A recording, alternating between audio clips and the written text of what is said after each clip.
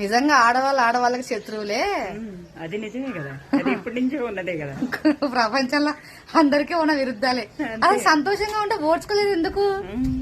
ఏదో ఒక విషయంలో పక్కన వాళ్ళు నెగిటివ్ కామెంట్ చేయాలి. ఒకరు సంతోషంగా ఉన్నారంటే కావాలని అవకాశం కల్పించుకుని మరి వాళ్ళ ఆనందాన్ని అనుకుంటారు. చెడగొట్టాలి ఫస్ట్.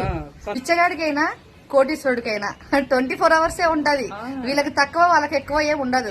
ఆ ఉన్న 24 అవర్స్ ని వీళ్ళు ఎలా యూటిలైజ్ చేసుకుంటున్నారనే దాన్ని బట్టి సొసైటీలో వాళ్ళ స్థానం ఏంటో కూడా నిర్ణయించబడుతుంది. సో అది గుర్తు పెట్టుకోండి. ఎంతసేపు పక్కన వాళ్ళ మీద వాళ్ళు ఏదో ఎదిగిపోతున్నారు, వాళ్ళని ఏదన్నా చేద్దామా, వెనక్కి లాగుదామా, మనం వెళ్ళి పోటీ పడదామా అనుకుంటే మీరు ముందుకు పోలేరు. అవి కావు. పక్కన ఎదుగుతున్నప్పుడు కుదిరితే వాళ్ళకి సపోర్ట్ చేయండి. మనకెందుకు అనుకుంటే స్కిప్ చేసేసేయండి. వాళ్ళని పట్టించుకోవడం స్టాప్ చేసేసాను. అంతేగాని గుచ్చాలి, పుల్లబెట్టి పొడవాలి. ఇక్కడ చెప్పేది ఏంటంటే మీ టైం ని మీరు వాల్యుబుల్ గా గుర్తించి మీరు ఏదైనా యూజ్ చేసుకోండి. సైడ్ యాక్టివిటీస్ ఉంటే వాటి మీద దృష్టి పెట్టండి. వాడేం చేస్తున్నాడు, వీళ్ళేం చేస్తున్నారు, ఇది కావాలి మనకి, ఇవే కావాలి. ఎక్కువ రియాక్ట్ అయిపోయి దాంట్లో ఏమీ లేకపోయినా వాటి వల్ల సమస్యలు పెరగటం, నెగిటివ్ కామెంట్స్ పెరగటం, మనకి మైండ్ అంతా డిప్రెషన్ కి వెళ్ళిపోయి అదంతా పాడు చేసుకోవటం. లేకపోతే కడుపుబ్బరం రాదా? కడుపుబ్బరం రాదా?